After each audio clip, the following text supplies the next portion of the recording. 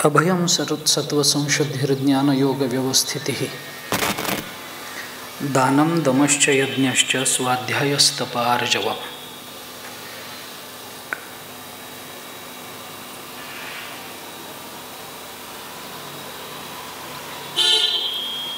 चैतन्य सत्संग मंडळ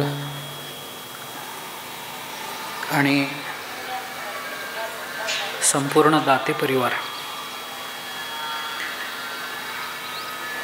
यांच्या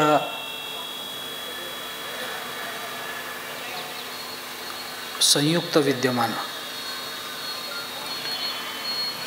परम आदरणीय श्रद्धेय तीर्थस्वरूप वैकुंठवासी सदाशिवराव दाते तथा दादा यांच्या प्रथम पुण्यस्मरणाच्या निमित्ताने ही प्रवचनमाला आयोजित केलेली आहे। त्याच्या पहिल्या सत्राला आज आपण प्रारंभ करतो आहोत। गेली अनेक वर्ष चैतन्य सत्संग मंडळ आणि त्याही पूर्वी स्वयंसिद्धा महिला मंडळ यांच्या वतीनं नारद भक्तिसूत्र आणि गीता आणि ज्ञानेश्वरीच्या संबंधानं अन्य विषयांच्या संबंधानं बोलण्याकरता म्हणून प्रतिवर्षी मी लातूरमध्ये येत राहिलो। त्या प्रत्येक भेटीमध्ये प्रत्येक प्रवचनमालेमध्ये येण्याची एक उत्सुकता असे, येण्याचा एक आनंद असे, काहीतरी नवीन विषय मांडण्याची संधी आपल्याला मिळते आहे आणि आपण जर अभ्यास करून गेलो तर आपल्या अभ्यासाला आणि या नवीन विषयाच्या चिंतनाला न्याय देणारा श्रोता आपल्याला इथे मिळेल या विश्वासानं मी अनेक वर्ष लातूर नगरीमध्ये येऊन जशी जमेल यथामती यथाबुद्धी जशी जमेल तशी सेवा करण्याचा प्रयत्न केलेला आहे। अत्यंत आनंदानं मी इथे प्रतिवर्षी आलेलो आहे। परंतु यावर्षीची ही प्रवचनमाला करण्याकरता मी अगदीच अनुत्सुक आहे, आजही आहे। तसं म्हटलं तर कोणतीही प्रसन्नता आज माझ्या अंतःकरणामध्ये नाही की जेणेकरून मी या विषयावर काही बोलावं। अर्थात त्याचं कारण महत्त्वाचं दादांचं जाणं हेच आहे। मी अनेक वेळेला हे मांडत आलेलो आहे आणि याचा अनुभवही घेत आलेलो आहे की काही ऋणानुबंध हे आपण निर्माण करू शकत नाही। काही ऋणानुबंधांची निर्मिती ही मानव निर्मित नसतेच।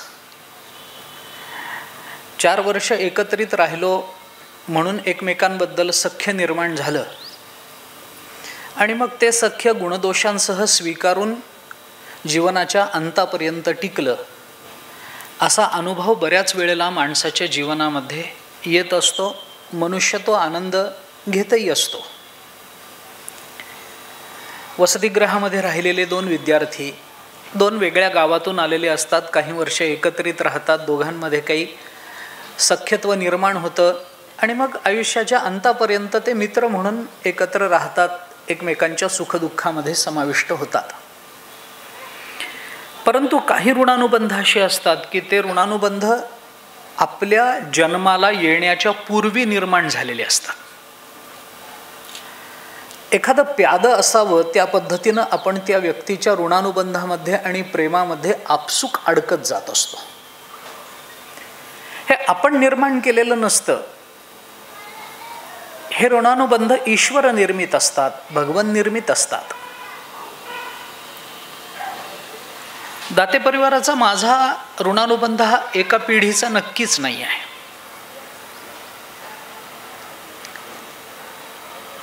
पंडित प्रवर धुंडीराज शास्त्री दाते तथा अण्णा हे आमच्या घरी येत असत। माझ्या आजोबांबरोबर वडिलांबरोबर त्यांचं सख्यत्व होतं। त्यांना आनंदानं आमच्या घरी गप्पा मारताना मी ऐकलंय, पाहिलंय। माझी तिसरी पिढी आहे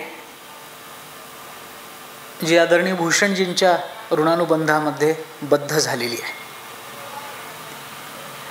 हे ऋणानुबंध मी निर्माण केलेत का? तर नाही.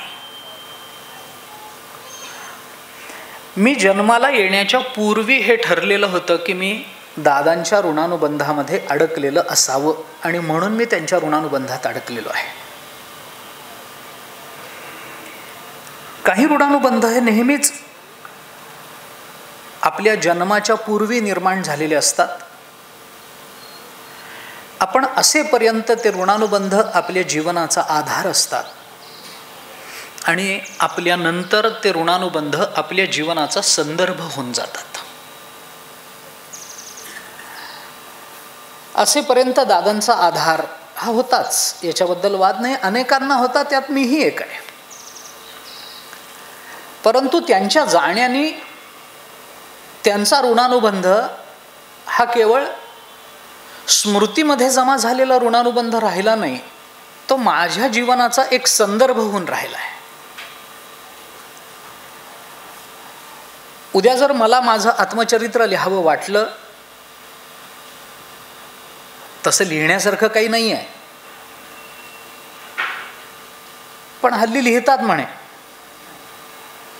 तसं जर मला असं वाटलं की काहीतरी आपल्या संबंधानं आपण लिहावं आणि त्या माझ्या एकूण लिखाणामध्ये जर मी दादांचा संदर्भ दिला नाही, दाते परिवाराचा संदर्भ दिला नाही, तर माझं ते चरित्र काय, आत्मवृत्त, हे अपूर्ण राहील.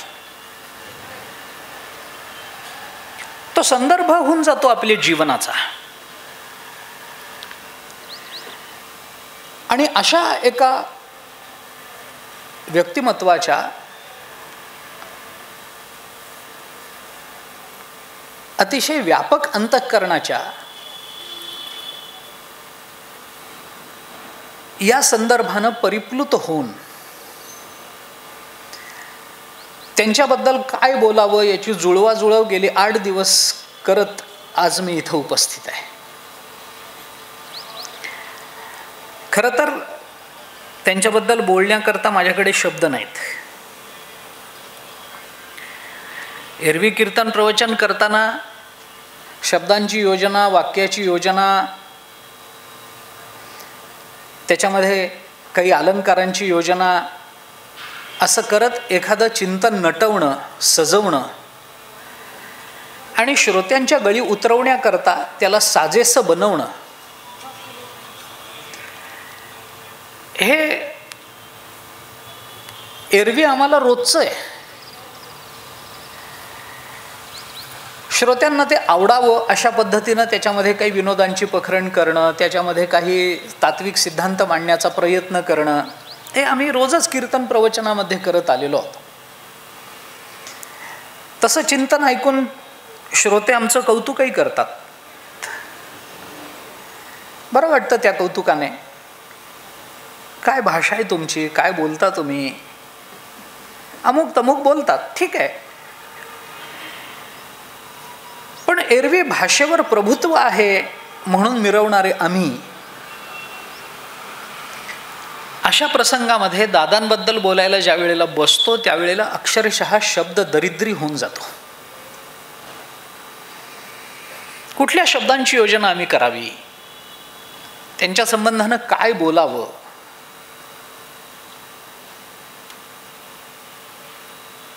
हे सुचत नाही.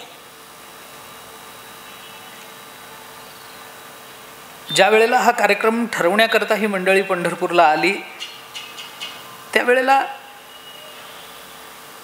सांगितलेल्या तारखांना मी पटकन हो म्हणून टाकलं. परिस्थिती काय आहे याचा विचार केला नाही, शक्य अशक्यतेचा विचार केला नाही, अन्य काही व्यवधानांचा विचार केला नाही. मी येतो असं म्हणून टाकलं मी. पण नंतर मी विचार करायला लागलो की मी येतो म्हणालोय, पण मी बोलणार काय. त्यांच्या अनेक आठवणी आहेत, अनेक प्रसंग आहेत.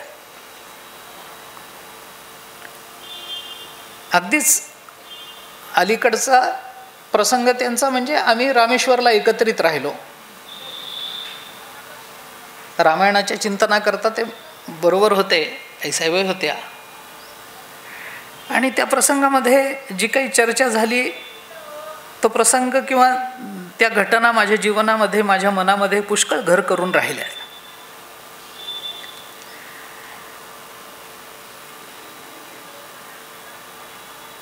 संपूर्ण गीता झाल्यानंतर जर अर्जुनाला कोणी असं म्हणालं असतं की तुम्ही भगवंताच्या मुखातून गीता ऐकलीत, तुमच्या जीवनाची धन्यता झाली, असं तुम्ही गीतेच्या शेवटी नष्टो मोहा म्हणून कबूलही केलं, आता तुम्हाला ज्ञानही झालंय, भगवान कोण हे 11व्या अध्यायापासून पुढे जास्त स्पष्टपणाने आपल्याला कळलेलंही आहे, तर आता प्राप्त झालेल्या त्या ज्ञानाच्या आधारावर भगवंताबद्दल तुम्ही जरा 3 तास बोला, तर अर्जुन नक्की हेच म्हणेल की भगवंतांना मी पाहिलं, त्यांच्याकडून ज्ञान घेतलं, ते कोण आहेत हे मला कळलं, पण मी त्यांच्याबद्दल बोलू शकत नाही. तीच आज माझी अवस्था आहे. मी त्यांना भेटलो, मी त्यांच्याशी बोललो, मी त्यांच्या सख्यत्वात राहिलो, मायेची पाखर त्यांनी माझ्यावर घातली, त्या सावलीमध्ये मी राहिलो, पण आज त्यांच्याबद्दल बोलताना माझ्या अंतःकरणामध्ये खूप विचित्र अशा काही भावना दाटून आलेल्या आहेत.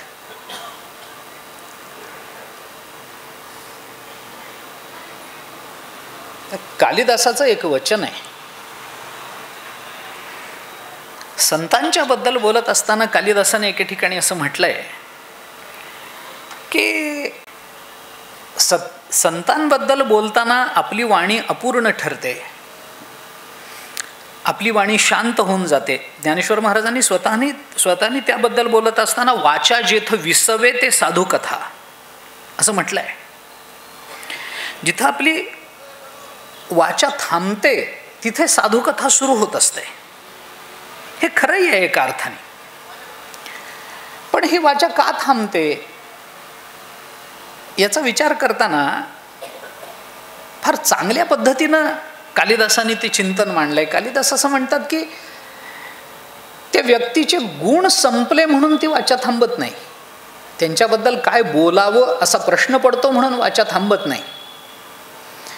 तर गतजन्मातलं काही पाप आडवं येतं की त्या पापाचा परिणाम म्हणून वाचा श्रमित होऊन जाते आणि बोलायला थकते म्हणून बंद पडते. गुण संपले म्हणून बंद पडत नाही. न गुणानाम इयत्ता नाही, गुणाची इयत्ता नाही आहे, गुण संपत नाहीत. तसं त्यांच्याबद्दल बोलताना मी स्वतः संभ्रमित आहे की मी आता काय बोलावं, कसं बोलावं, कोणत्या पद्धतीनं शब्दांची योजना करावी माहीत नाही.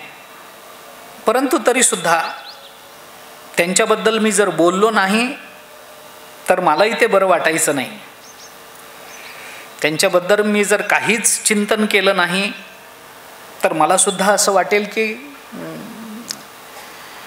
या 3 दिवसाच्या प्रवचनमालेमध्ये आपण ज्ञानेश्वरीचं चिंतन केलं, पण ज्ञानेश्वर महाराजांना आवडेल अशी सेवा आपल्याकडून झाली नाही. आणि याच्याकरता म्हणून मी त्यांच्या संबंधानं थोडंसं बोलतो आहे. माझ्या जीवनामध्ये ज्या काही चांगल्या घटना घडल्या त्या अनेक चांगल्या घटनांचे साक्षीदार आणि माझ्या जीवनात घडलेल्या चांगल्या घटनांचे प्रेरक या दोन्ही अर्थाने दादांकडे मी पाहिलेलं आहे. मागे मी इथे सांगितलं होतं, पण पुन्हा सांगायला मला कोणताही संकोच नाही. जिथे जिथे मी माझ्या भागवत कथा केल्या आहेत, मी कधीच असं माझ्या आयुष्यात ठरवलं नव्हतं की मला भागवत कथा करायची आहे.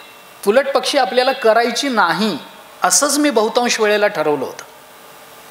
कारणं काही असतील, पण मी ठरवूनही भागवत कथा मला करावी लागली. याला जर काही कारण असेल तर ते कारण म्हणजे दादा आहेत.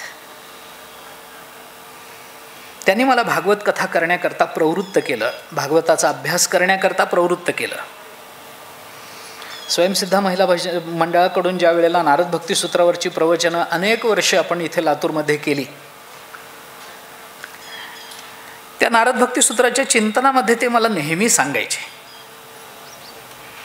नाही भागवत झालं पाहिजे. इतके भागवताचे संदर्भ तुम्ही देत आहात, इतके भागवतातला विचार सांगता आहात, तर मग तुम्हाला भागवत सांगायला काय अडचण आहे? तर त्यांना मी ते म्हणालो होतो की मला अशी भीती वाटते की माझं भागवत सुरू झालं तर माझं कीर्तन बंद पडेल. आणि मी कीर्तनावर प्रेम करणारा वारकरी आहे, मला कीर्तन नाही बंद करायचं. त्यावेळेला त्यांनी मला हे सांगितलं होतं की कीर्तन हा तुमचा स्वभाव आहे आणि भागवत हा तुमचा अभ्यास असू द्या. स्वभाव बदलू नका आणि अभ्यास सोडू नका. आणि मग त्यांची प्रेरणा म्हणून हळूहळू भागवताच्या थोड्याशा अभ्यासाला मी लागलो. आणि जी काही थोडीफार ज्या काही कथा मी केल्या, ज्या काही सेवा मी केल्या, त्याच्यामध्ये त्यांनी मला सुरुवातीला सांगितलं होतं की पहिली कथा माझ्याकडे करायची, पण दुर्दैवाने तसं झालं नाही. जेव्हा पहिली कथा वृंदावनला मी केली त्यावेळेला त्यांनी मला विचारलं की माझ्याकडे पहिली कथा करणार होतात ना, त्याचं काय झालं? मी त्यांना म्हणालो की पहिली जरी तुमच्याकडे मी शब्द दिला होता तुम्हाला, पण मी पहिली कथा जरी तुमच्याकडे करू शकलो नसलो तरीसुद्धा शेवटची कथा मी तुमच्याकडे करीन. तुमच्याकडे कथा करीन आणि भागवताचं कथा म्हणून 7 दिवसांचं जे काही ते आखीव रेखीव चिंतन असतं ते मी बंद करीन. आणि ज्या वर्षी ती कथा करायची लातूरला अशी ठरली त्याच वर्षी त्यांचं देहावसान झालं. मला कधी कधी हाही विचार मनाला स्पर्शून जातो.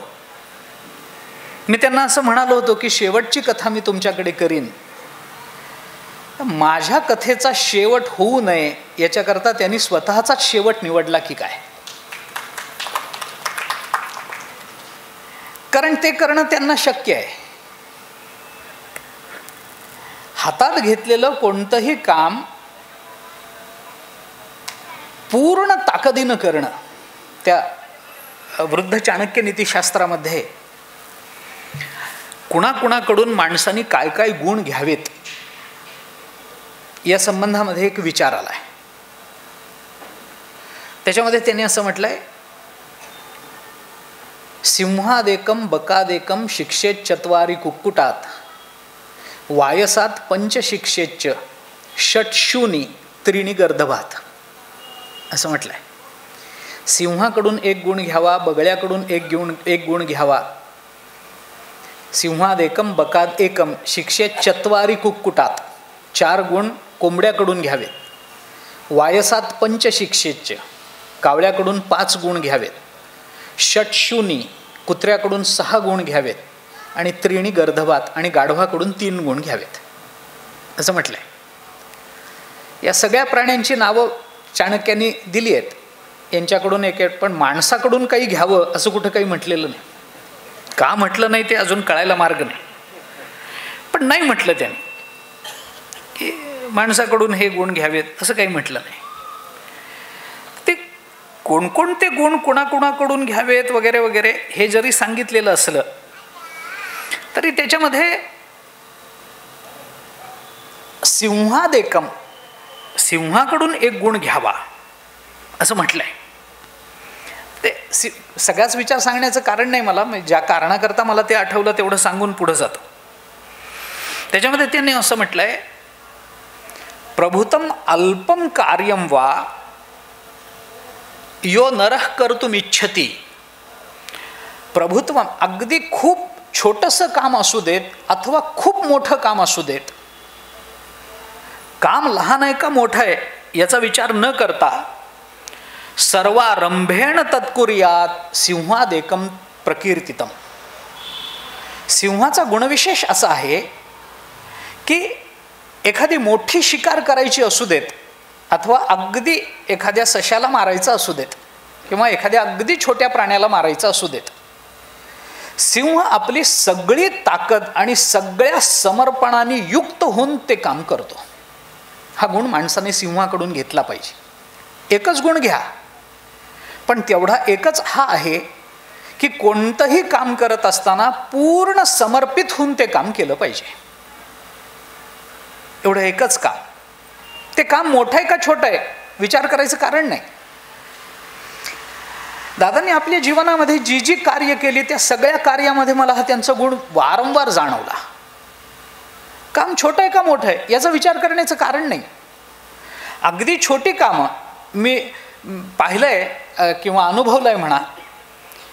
आपल्या प्रवचनमालेच्या सुरुवातीला जेव्हा आपण विवेकानंद केंद्रामध्ये ती प्रवचनमाला आणली तिकडनं, त्यावेळेला आपण तर साक्षीदार आहात आणि त्याच काय आपण दादांच्या संपूर्ण जीवनाचे साक्षीदार आहात. त्या खुर्च्या मांडणं हे काही फार मोठं काम आहे का? आणि तेही दादांसारख्या व्यक्तिमत्वाला. पण खुर्ची मांडताना सुद्धा ती कशी मांडली पाहिजे, खुर्चीच्या मागे खुर्ची कशी आली पाहिजे, माणसाच्या मागे माणूस कसा बसला पाहिजे, दोघांनी बसताना किती अंतर ठेवलं पाहिजे, गर्दी झाल्यानंतर ती अंतराचा कसा उपयोग करून घेतला पाहिजे, किती क्षुल्लक काम आहे. श्रोत्यांना सभागृहामध्ये बसवायचं आहे एवढंच काम आहे. हे काम काही फार मोठं आहे? या बसा असं म्हटलं तर कोणी येऊन बसतं. पण त्या बसण्यामध्ये सुद्धा एक शिस्त असावी. ते दिसताना चांगलं दिसावं, त्याच्या मागे काही विचार असावा.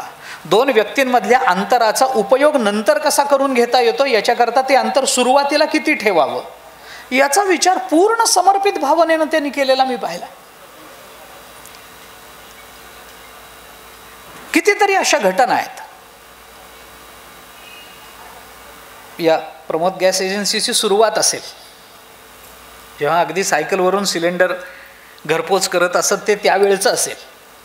आणि आज हे जे विश्व त्यांनी उभं केलेलं आहे ते आपण पहा. पेट्रोल पंपाचं मी माझ्या डोळ्यांनी बघितलं आहे. संपूर्ण भारतामध्ये पहिल्या क्रमांकाचा पेट्रोल पंप तो असावा, अत्यंत अभिमानानं 2-3 वेळेला दादांनी मला हे सांगितलं. हे यश कुठून येतं? बरं, बाकी सगळ्या कार्यांकरता त्यांच्याकडे वेळ होता. कुणाच्या सुखामध्ये जाऊन त्यांना प्रेरणा देणं, कुणाच्या दुःखामध्ये जाऊन त्यांना सांत्वन करणं, कुणाच्या मदतीला धावून जाणं, कुणाला काही अडचण असेल तर त्याला काहीतरी चांगला विचार सांगणं, स्वतःचं अध्यात्म, स्वतःच्या उपासना, स्वतःची परंपरा, स्वतःचे कुळाचार याच्यामध्ये कुठे कमी न पडणं आणि हे सगळं करत आपला व्यवसाय 1 नंबरवर नेऊन ठेवणं, याच्या मागे काय कारण असू शकतं? आणि या सगळ्याचा विचार करताना शेवटी जेव्हा आपण त्याच्या निष्कर्षाकडे येतो तेव्हा हे लक्षात येतं की याचं एकच कारण असेल, ते म्हणजे सिंहाचा गुण त्यांनी घेतला होता. तसे यांच्याकडे असलेले सगळेच गुण त्यांच्याकडे आपल्याला दिसून येतात. सिंहादेकम बकादेकम शिक्षेत चत्वारी कुकुटात सगळेच गुण. गाढवाकडून सुद्धा 3 गुण घ्यावेत असं म्हटलंय. अविश्रांत वहेद भारम शीतोष्ण न च विंदती. शीतोष्ण न च विंदती, काही बघायचंच नाही. थंडी पडली का उन्हाळा खूप आहे काही नाही. अविश्रांत वहेद भारम, अखंड कष्ट करायचे. आपल्याला जे मिळतं त्याच्यामध्ये अत्यंत आनंदानं जगायचं. गाढवाकडून घ्यावा लागणारा गुण आहे हा गुण. गाढवाकडून त्याला जेवढं मिळेल त्याच्यामध्ये ते संतुष्ट आहे. पण कितीही मिळालं तरी संतुष्ट नसणारेही पुष्कळ गाढव आहेत, हेही आपण जगामध्ये पाहतो.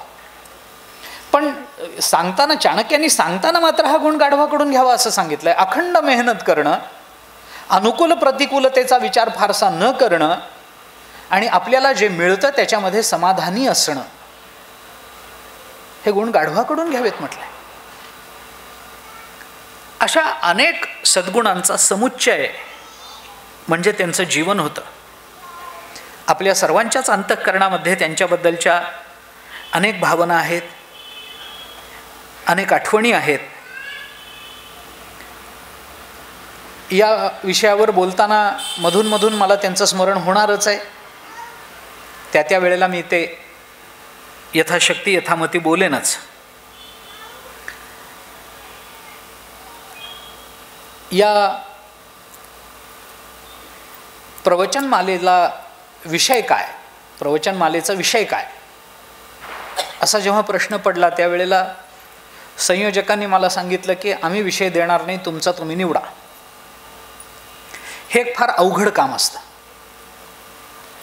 मी अनेक वेळेला दादांनाही हे मागे बोललेलो आहे की मला विषय द्या, तुमचं तुम्ही घ्या म्हटलं की आम्ही जे आठवतं तेच बोलत राहतो. बुद्धीला ताण नाही, पण नवीन विषय मिळाला तर त्याच्यावर काही अभ्यास करावा लागतो. तुम्ही विषय द्या. ते म्हणायचे नाही. मागच्या वर्षी ते असताना आपल्या घरी जेवायला आलो होतो आम्ही. तेव्हा बैठकीमध्ये आपणही होता. सहज चर्चा चालू आहे, काय करायचं काय नाही. भागवताचा विषय निघाला. मी म्हटलं संपूर्ण भागवत 7 दिवस सांगणं फार अवघड जातं. भागवतातला एखादा विषय घेऊन आपल्याला 7 दिवस सकस असं काही मांडता येईल? नाही, पहिल्यांदा कथा करू, असं एक सामान्य काही चर्चा चालू होती. प्रवचनमालेच्या संबंधानं इथल्यानंतर मी त्यांना म्हटलं की या वेळेला आता तुम्ही विषय द्या. कर्मयोग झाला, ज्ञानयोग झाला, भक्तियोग झाला, तुम्ही काहीतरी मला विषय द्या.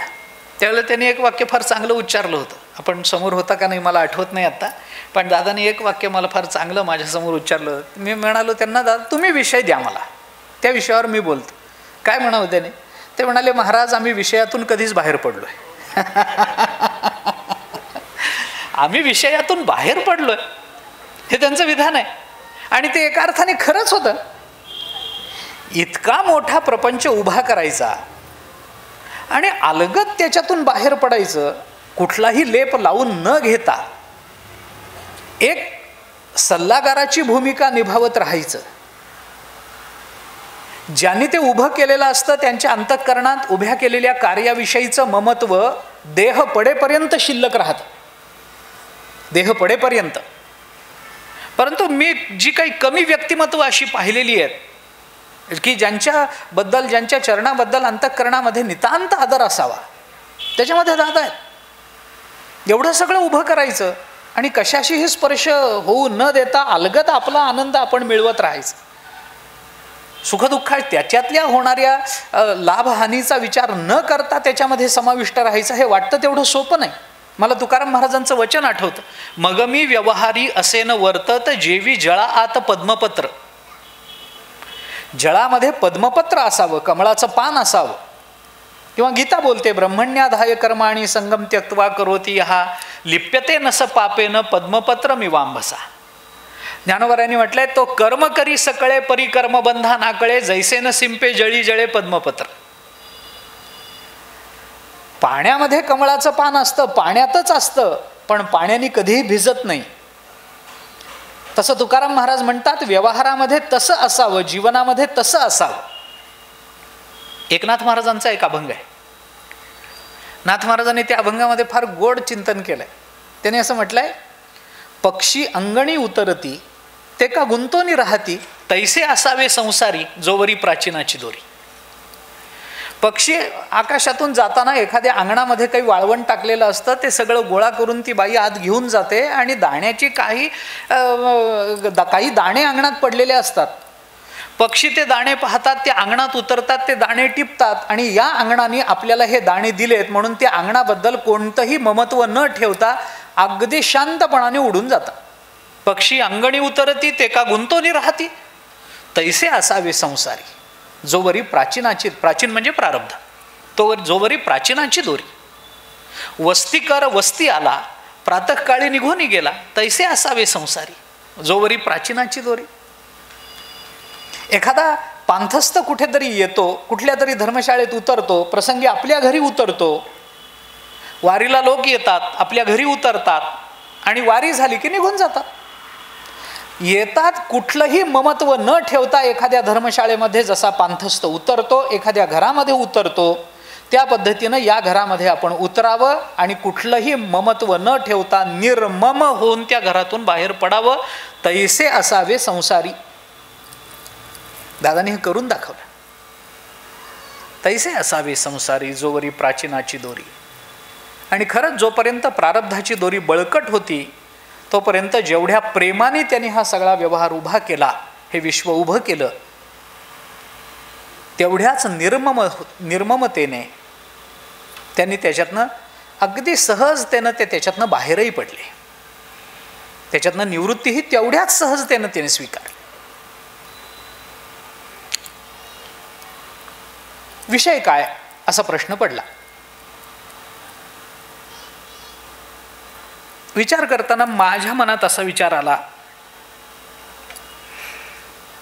की त्यांच्या पहिल्या पुण्यस्मरणाच्या निमित्तानं आपल्याला बोलायचं आहे. अर्थातच त्यांचं गुणगान केलं पाहिजे,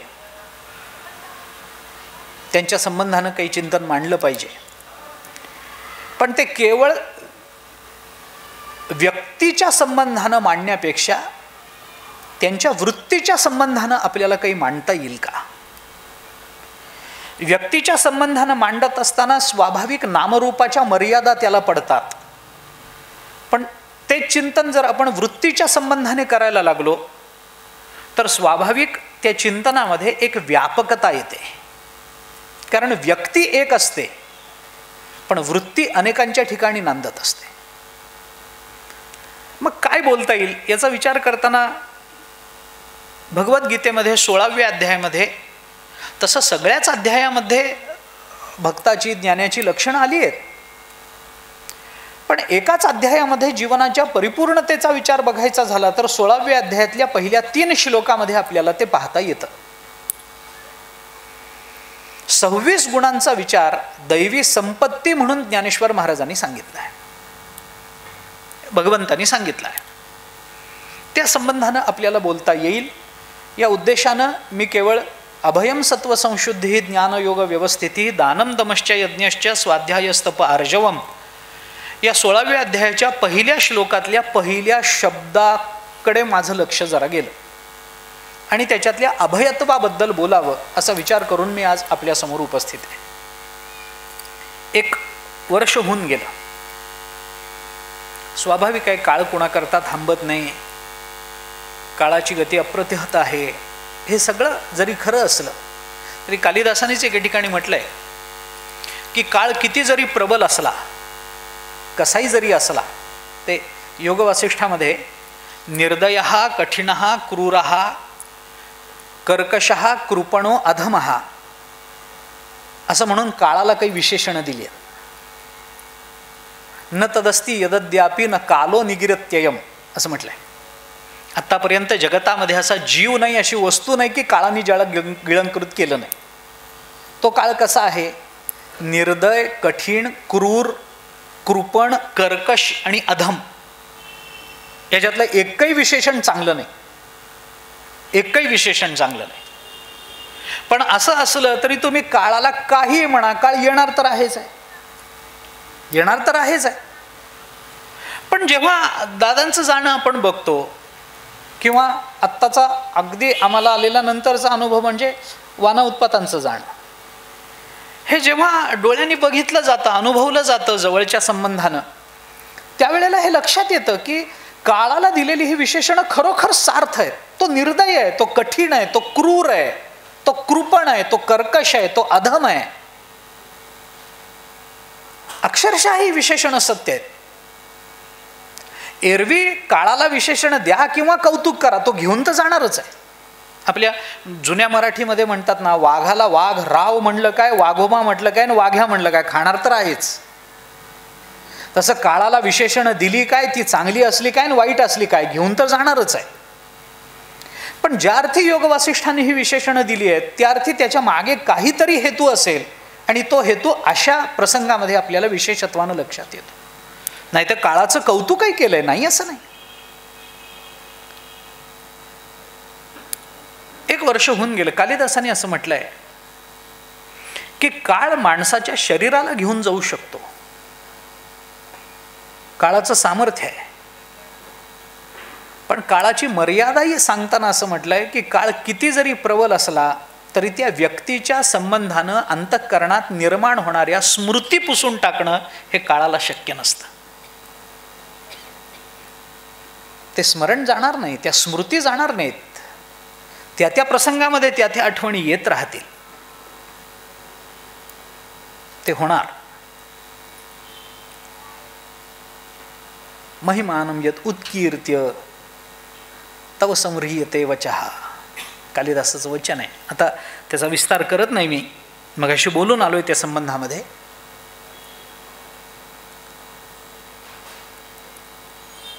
अभय या पदाबद्दल बोलणार आहे. भगवंतांनी गीतेमध्ये 16व्या अध्यायामध्ये अर्जुनाला उपदेश करताना जी दैवी संपत्ती सांगितली त्याच्यातला पहिला गुण सांगितला तो अभय. अभय शब्दाचा अर्थ आहे निर्भयत्व, भयरहित अवस्था.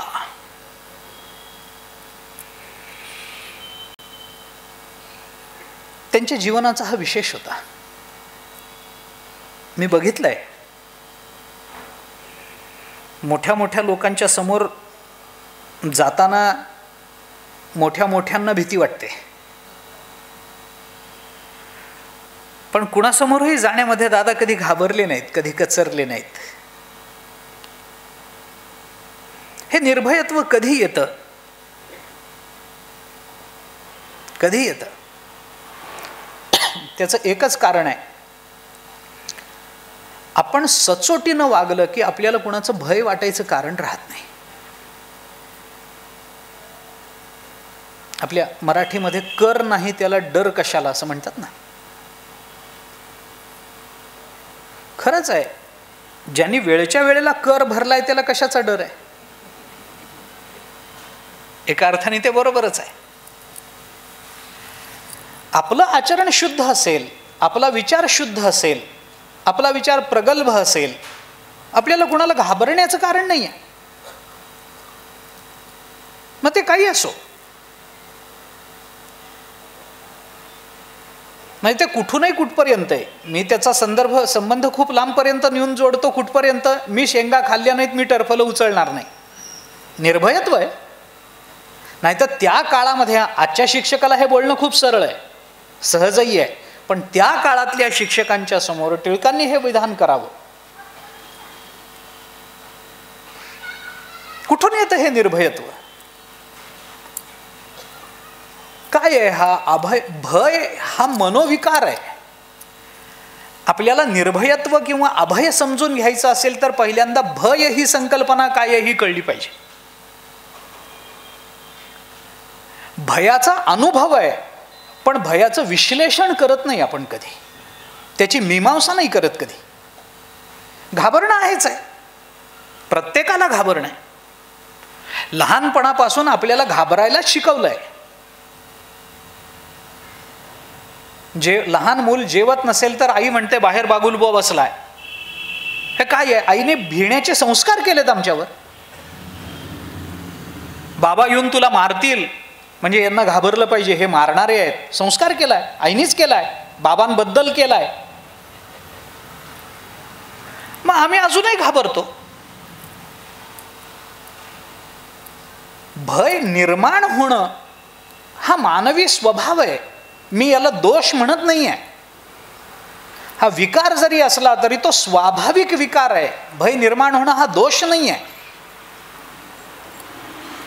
मी थोडंसं स्पष्ट बोलतो, मला या विषयावर बोलायचंच आहे, पण आता एक विधान करून जातो. काय आहे, घाबरणं हा दोष नाही आहे. तो विकार असला तरी तो विकार निर्माण होणं हा दोष नाही आहे. घाबरणं हा दोष नाही. आपल्या घाबरण्याचा विषय क्षुल्लक असला तर तो दोष आहे. आम्ही कशाला घाबरावं हे आम्हाला कळलं पाहिजे. माझ्या दृष्टीने संपूर्ण गीतेचा प्रारंभ किंवा गीतेची सुरुवातच या भयातून झाली. त्याला काही मोहातून निर्माण झालेला शोक म्हटलंय, पण मूळ जर बघितलं तर त्याचं मूळ आहे ते भयातच आहे. इतिहास सांगण्यात वेळ घेत नाही मी आपला. सेनयोरुभयोर मध्ये रथम स्थापय असं जेव्हा अर्जुनाने भगवंताला सांगितलं आणि भगवंताने दोन्ही सैन्याच्या मध्ये त्याचा रथ नेऊन उभा केला आणि त्याला शत्रुपक्ष दाखवला, त्यावेळेला समोर आपले नातेवाईक आहेत, आपले गुरु आहेत, अमुक आहेत, तमुक आहे, असं होत होत होत अर्जुनाच्या मनामध्ये यांना मारलं आपण तर आपल्याला नरकात सुद्धा स्थान मिळणार नाही याची भीतीच वाटली ना. अर्जुनाने ते पहिल्या अध्यायामध्ये कबूलही केलंय, म्हणून मी म्हटलं मी त्याचा विस्तार करत नाही. भय आहेच आहे. मी थोडंसं पुढे म्हणतो, भय असलंच पाहिजे. त्याचे कारणाची मीमांसा नंतर, पण जगात जन्माला आला त्याला कुणाला भय नाही आहे. प्राण्यांना आपल्यापेक्षा प्रबल प्राण्यांचं भय आहेच आहे. हरिण आहे, कुठेतरी त्याला वाघाचं भय आहे, सिंहाचं भय आहे, कुठेतरी जाळ्यात अडकू याचं भय आहे, सारखं कावरं बावरं होऊन ते हरिण इकडे तिकडे बघतच आहे. काय त्या हरणाने कुणाला काय केलंय म्हणून? काहीच केलेलं नाही, पण तरी सुद्धा त्याला भय आहे. कीटकाला भय आहेच आहे. लहानसा ढेकूण, काय कारण आहे त्याला फटीमध्ये जाऊन लपण्याचं? बाहेर मोकळं का नाही ढेकून फिरू शकत? सांगा ना, काय कारण आहे? भय आहे, दुसरं काही कारण नाही.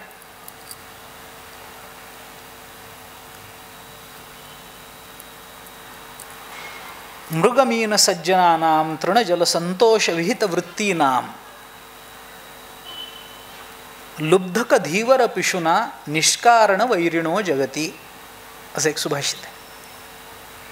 मृग, मीन, सज्जन, हरिण, मासा आणि सज्जन माणसं हे काही कुणाला मारून जगतात का? काय त्यांनी कुणाचं घोडं मारलंय? तृण जल संतोष विहित वृत्तीना. हरिण तृण म्हणजे गवतावर जगतं, मासा पाण्यात जगतो, आणि सज्जन माणसं संतोषावर जगत असतात. पण तरी सुद्धा लुब्धक धीवर पिशुना, लुब्धक धीवर पिशुना, लुब्धक म्हणजे पारधी, धीवर म्हणजे कोळी, आणि पिशुन म्हणजे खलपुरुष, दुष्ट पुरुष, हे विनाकारण त्यांना त्रास देतात. निष्कारण वैरिणो जगती, निष्कारण त्रास देतात, पण भय आहे. निर्भय कोण आहे? मी जर असं विचारलं आपल्याला की कोण आहे बाबा इथं निर्भय कोण आहे, हात वर करा, तर कोणी कळणार नाही. कारण आपण एकट्यानेच हात वर केला तर कसं होईल याचं भय आहे. आहेच आहे ना काहीतरी चित्तामध्ये तो विकार आहेच आहे. मी एकटा पडलो तर काय, माझं एकट्याचंच कसं होईल? थोडंसं त्याला सिद्धांताच्या मर्यादा लावून जर बोलायचं झालं तर थोडं व्यापकत्वानं बोलतो. माणसाला भय आहे, नवल नाही. देवाला सुद्धा भय आहे, नवल नाही. वेदाला सुद्धा भय आहे, नवल नाही. संतांना सुद्धा भय आहे. म्हणून मी म्हटलं की भय सगळ्यांच्याच ठिकाणी आहे, फक्त त्या भयाचा विषय काय याच्यावर ते भय हे आपल्या जीवनाचा गुण का दोष हे ठरतं. थोडंसं स्पष्ट करतो मी. माणसाला भय आहे, कुणाचंही आहे, कुणाचंही आहे. भय हा मनोविकार आहे. काय आहे? आपण भयाचं थोडंसं मानसशास्त्रीय विश्लेषण करा. मी म्हटलं ना आपल्याला भयाचा अनुभव सगळ्यांना आहे, पण भयाचं विश्लेषण आपण करत नाही. ॲनालिसिस होत नाही त्याचं. काय बाबा भय वाटतं म्हणजे नेमकं काय होतं? एखादा मनुष्य अंधारातून निघाला, अचानक कोणीतरी समोरून आलं, दचकतो, म्हणजे नेमकं होतं काय? म्हणजे मनाची अशी काय जडणघडण असते की जेणेकरून माणूस दचकतो? असं काय घडतं आपल्याला? ठीक आहे, समोरून येणारा कोणीतरी माणूसच आहे, तो आला, अचानक आला, घाबरण्यासारखं काय आहे?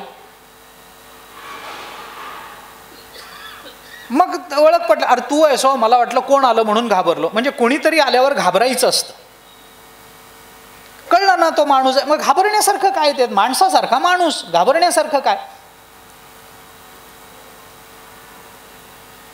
भय ही एक कल्पना आहे, भय हा एक मनोविकार आहे. पण नेमकं घडतं काय त्यावेळेला? प्रक्रिया काय घडते की मनुष्य दचकतो? सांगता नाही येणार. म्हणून मी आपल्याला म्हटलं की त्याचं सायकोलॉजिकल अनालिसिस आपण करू, मानसशास्त्रीय विश्लेषण करा. काय होतं, नेमकं होतं काय? एखादा मनुष्य आहे, गावाला जायचं आहे, पटपट पटपट सगळं आवरतो. कशा करता? गाडी चुकली तर? अरे ते काय घाबरायचं काय? त्याच्यात गाडी चुकण्यात भय काय? पण होतं ना असं, अचानक कोणीतरी अंधारातून समोर आलं, घाबरतो. काहीतरी टोचलं, घाबरतो. काही काटाच टोचलेला असतो, पण भय वाटतं. काय टोचलं? काही चावलं का काय? आता मी जगेन का मरेन? हे सुरू होतं. अहो हल्ली तर नुसता घसा खवखवला तरी माणसं घाबरतात. आता हे काय सांगण्यासारख्या गोष्टी आहेत का? पण ही वस्तुस्थिती आहे आणि याचा अनुभव आपण घेतो आहोत. थोडीशी सर्दी झाली की तो स्वतः तर घाबरतोच, पण त्याच्याकडे बघण्याच्या इतरांच्या नजरा त्याला अधिक भयग्रस्त करतात. आहे वस्तुस्थिती आहे. आज आपण हे आपल्या अवतीभोवती नित्य पाहतो आहोत. पण म्हणजे होतं काय? भयाची नेमकी व्याख्या काय? एकनाथ महाराजांनी एकनाथी भागवतामध्ये एकादश स्कंधाच्या टीकेमध्ये भयाबद्दल बोलताना असं म्हटलंय, मला वाटतं ती भयाची परिपूर्ण व्याख्या आहे. संत जे विश्लेषण करू शकतात ते विश्लेषण संशोधक नाही करू शकत. म्हणजे मला संशोधकांना कमी लेखायचं नाही आहे, पण जी दोन्हीमधली मर्यादा आहे ती फक्त एका वाक्यात सांगून जातो की संशोधक हा शेवटी अभ्यासानं बोलतो आणि संत हे नेहमी अनुभवानं बोलत असतात. एवढा दोन्हीतला फरक आहे. एखादा अभ्यासक कदाचित हे विश्लेषण करू शकणार नाही, पण मला असं वाटतं नाथ महाराजांनी केलेली भयाची व्याख्या ही भयाचं मानसशास्त्रीय विश्लेषण करणारी परिपूर्ण व्याख्या आहे. भय म्हणजे काय? नाथ महाराजांनी असं म्हटलंय, बळी मिळोनी समस्त आप्त विषय विभांडू पाहत तेणे कासावीस होय चित्त भय निश्चित याना. ही भयाची त्यांनी केलेली व्याख्या आहे. भय म्हणजे काय आहे? बळी मिळोनी समस्त म्हणजे सगळे बलवान एकत्रित येऊन आप्त विषय विभांडू पाहत, ज्या विषयावर माझं प्रेम आहे ते विषय काढून घेण्याचा प्रयत्न करतात आणि तो विषय माझ्याजवळून बलानं ते काढून घेत असताना माझ्या अंतःकरणाला जी कासाविषी होते त्याला भय असं म्हणतात. आता याचं विश्लेषण ही व्याख्या म्हणून ठीक आहे, पण जेव्हा आपण याचं विश्लेषण करू, याची मीमांसा करू, तेव्हा आपल्याला थोडंसं त्याच्या अंतरंगात जावं लागेल. कारण आपल्याकडे तत्वज्ञानामध्ये विश्लेषण करण्याची एक रीती आहे. आता आपण एखाद्या वेळेला काही झालं म्हणजे रक्त तपासायला देतो. मग त्या रक्तामधले घटक हे आहेत, अमुक वाढलं, तमुक कमी झालं, हेच झालं, तेच झालं, हे आपल्याला सांगतात की नाही? ते कशाने सांगतात? ते एक पद्धत आहे, विश्लेषणाची पद्धत आहे. रक्तातले घटक वेगवेगळे करण्याची एक पद्धत आहे.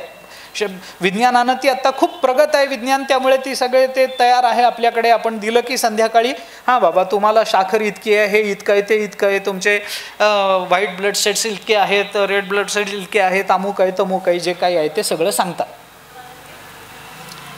ती त्याची जशी एक वैज्ञानिक पद्धत आहे, त्या यंत्रामध्ये ते टाकल्यानंतर मग त्या वेगानं फिरतं, त्याच्यातले घटक वेगळं, ते जशी एक पद्धत आहे तशी तत्वज्ञानाच्या विश्लेषणाची एक पद्धत आहे. कुठल्याही संज्ञा, कुठल्याही संकल्पना जेव्हा आपण विचारात घेतो तेव्हा ती संकल्पना आहे तशी स्वीकारणं हे आपल्या वैचारिकतेचं लक्षण नाही, हे आपल्या बुद्धिमत्तेचं लक्षण नाही आहे. आपल्याला त्याची चिकित्सा करता आली पाहिजे. हे आम्ही का स्वीकारावं का स्वीकारू नये हे आम्हाला हा विचार करता आला पाहिजे. या भयाचं विश्लेषण करत असताना ज्या काही 2-3 गोष्टी आपल्याला त्याच्यामधल्या कळतात, त्याच्यामध्ये या व्याख्येच्या अनुषंगानं भयाचं चिंतन 3 अंगांनी करता येतं नाथ महाराजांच्या व्याख्येच्या अनुषंगानं. म्हणून मी म्हटलं की ही परिपूर्ण व्याख्या आहे माझ्या दृष्टीने. काय आहे भीती म्हणजे काय आहे? भीतीमध्ये 3 घटक असतात किंवा असावे लागतात, काही म्हणा. भयामध्ये 3 घटक असावे लागतात. भयामध्ये पहिला घटक लागतो तो म्हणजे स्वभिन्नता. बळी मिळोनी समस्त आप्त विषय विभांडू पाहात तेणे कासावीस होय चित्त भय निश्चित या नाव. ही व्याख्या आहे. एक स्वभिन्नता लागते. मी पहिल्यांदा सांगून जातो, नंतर त्याचं विश्लेषण करतो. स्वभिन्नता 1, प्रतिकूलता 2 आणि प्रबलता 3. हे 3 जिथे एकत्रित येतात तिथं भयाची निर्मिती होते, असं एकूण त्याचा विचार आहे. मी सांगतो उदाहरणाने आपल्याला. समोरून कोणीतरी मनुष्य आला अचानक अंधारातून म्हणून मी घाबरलो. पण ज्या अंधारात समोरून मनुष्य आल्याने मी घाबरलो त्याच अंधारात मी स्वतः उभा आहे ना. मग मी त्याला घाबरण्याच्या ऐवजी मी मलाच का नाही घाबरलो?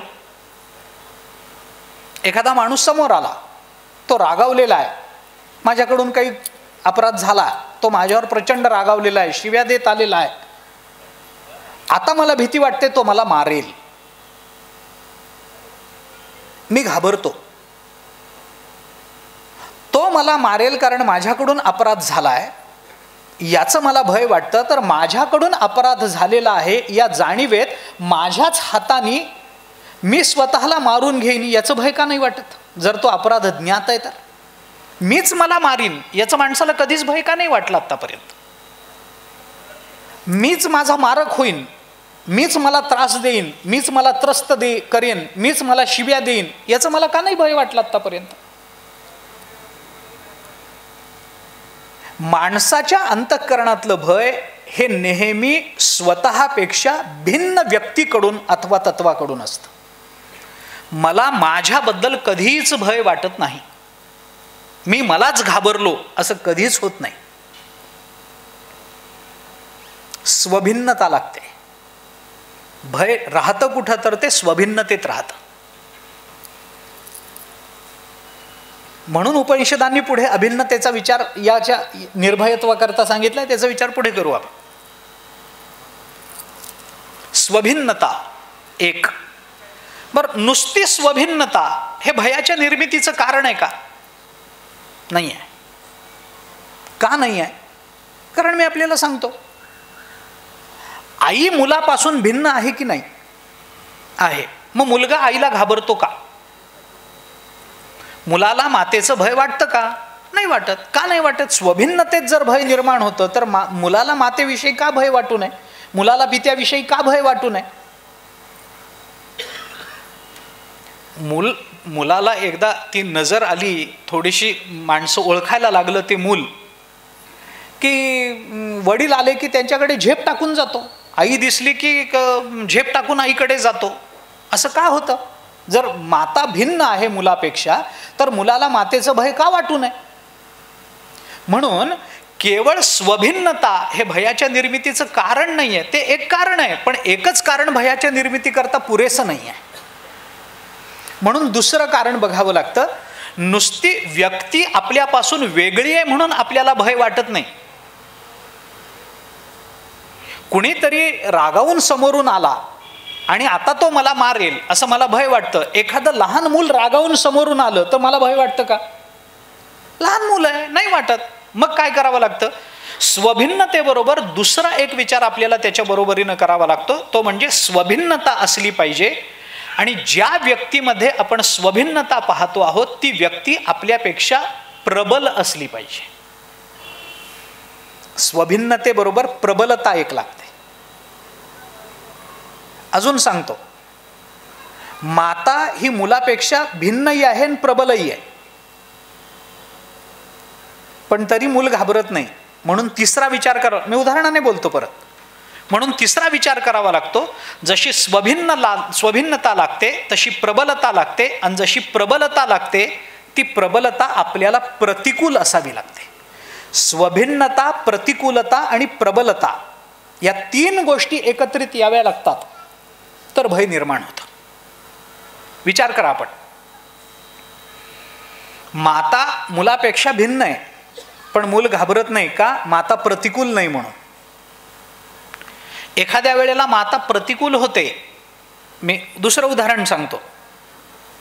मगाशी बोलता ढेकूण आपल्यापेक्षा भिन्न आहे की नाही? भिन्न आहे. झोपताना मनुष्य विचारतो का ढेकूण आहेत का इथे? नाही तर बाहेर जाऊन झोपतो. ढेकणाला घाबरावं माणसानी? ढेकूण ते असं सांगतात की भगवान विष्णू क्षीरसागरामध्ये जाऊन बसले, भगवान शंकर हे हिमालयावर जाऊन बसले, तर अशा निर्जन ठिकाणी जाण्याचं काय कारण होतं? तर म्हणे त्यांना ढेकणाची भीती वाटत होती. मन्ये मत्कुण शंकया, सुभाषित आहे, मी माझ्या मनाचं बोलत नाही. ते म्हणे पाणी जवळ असलं की ते ढेकूण येत नाहीत पाण्याच्या जवळ. मग ते क्षीरसागरामध्ये जाऊन झोपले. तेवढ्या थंडीमध्ये ढेकूण येत नाहीत म्हणून ते हिमालयावर जाऊन बसले. का तर म्हणे ढेकणाला घाबरले. आश्चर्य वाटतं मला भगवान विष्णूचं कधी कधी आणि शंकराचं. म्हणजे ढेकणाचं भय इतकं आहे की हे दोघंही सासूरवाडीला जाऊन राहिले, तिथलं भय वाटलं नाही पण ढेकणाचं भय वाटलं. किती आश्चर्य.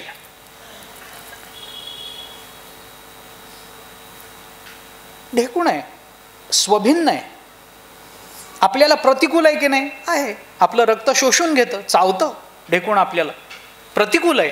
पण ढेकणाची भीती अशी वाटली का हो की ढेकूण आल्याबरोबर थरथर थरथर कापायला लागला, आता माझं कसं होईल असं वाटायला लागलं, आरडाओरडा करायला लागला, पोलिसांना फोन केला, मी असं वाटलं काय कधी? नाही. ढेकूण आहे, रक्त पिईल, पुढे समोर आला, बोट ठेवलं, टच, संपलं. का नाही? प्रतिकूलता असली तरी प्रबलता नाही आहे, तो आपल्यापेक्षा जास्त प्रबल नाही आहे. वाघ समोर आला मग मात्र मनुष्य घाबरतो. का? स्वभिन्नही आहे, प्रतिकूलही आहे आणि प्रबलही आहे.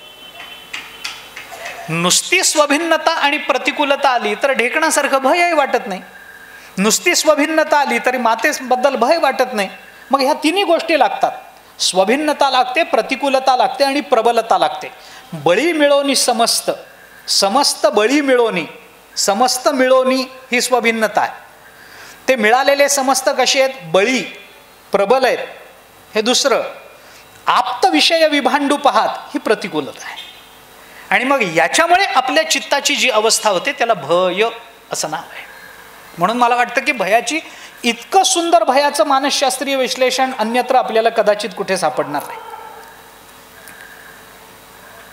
प्रत्येकाच्या अंतःकरणामध्ये भय आहे, सर्वांच्याच आहे.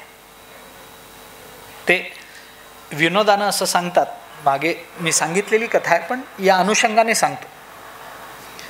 ते म्हणे एकदा बादशहाने बिरबलाला असं विचारलं की आपल्या राज्यामध्ये बायकोला घाबरणारी किती, न घाबरणारी किती, याची एकदा यादी कर. तर बिरबलाने लगेच सांगितलं. तो म्हणला बहुतेक सगळे घाबरणारे. म्हणलं असं कसं? बहुतेक सगळे घाबरणारे. कोणी बायकोला न घाबरणारा असा इथे नाही आहे कोणी, आपल्या राज्यात तरी नसावा असं वाटतं. म्हणजे सिद्ध करून द्या. ठीक आहे, प्रसिद्ध कथा आहे. दुसऱ्या दिवशी बिरबलांनी जाहीर केलं बायकोला घाबरणाऱ्यांनी एक रांग करावी आणि न घाबरणाऱ्यांनी दुसरी रांग करावी.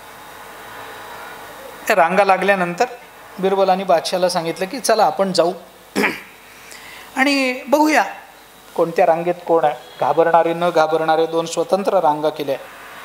गेले दोघेही बघण्याकरता. बायकोला घाबरणाऱ्यांची रांग पंढरपूरपर्यंत पोचली होती.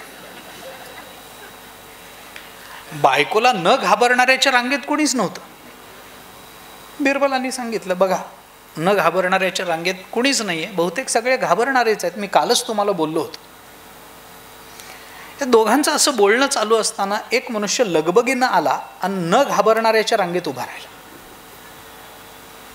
तर बादशाला खूप आनंद झाला. तो म्हणाला चला एक तरी सबंध राज्यामध्ये एकाच्या तरी मनगटात ताकद आहे, तो बायकोला घाबरत नाही आहे. म्हणा एक तरी आहे ना, तू म्हणाला होतास कोणी नाही, एक तरी आहे ना, आपण बक्षीस. तो म्हणाल बक्षीस देऊ पण आपण विचार. ते गेले त्याच्याजवळ, त्याला विचार तुम्ही न घाबरणाऱ्यांच्या रांगेत उभे आहात? हो. जाणीवपूर्वक उभे आहात? हो. इथे का उभे आहात? सगळे घाबरणार आहेत आणि तुम्ही बायकोला घाबरत नाही.